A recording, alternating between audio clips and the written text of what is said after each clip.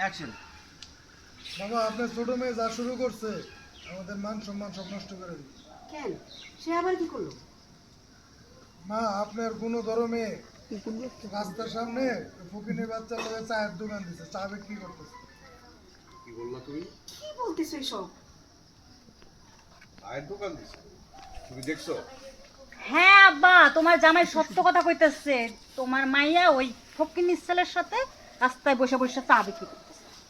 শুনছো? তোমার ছোট ভাইয়ের কাহিনী শুনছো? আই দিয়া দিয়া তো মেয়েটারে মাথায় দিচ্ছে। সেটা শুধু করছে আমার মান সম্মান নিয়ে এলাকায় থাকাও যায়।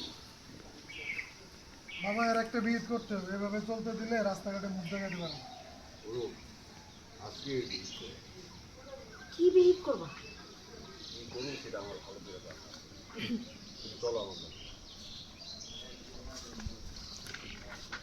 আল্লাহ।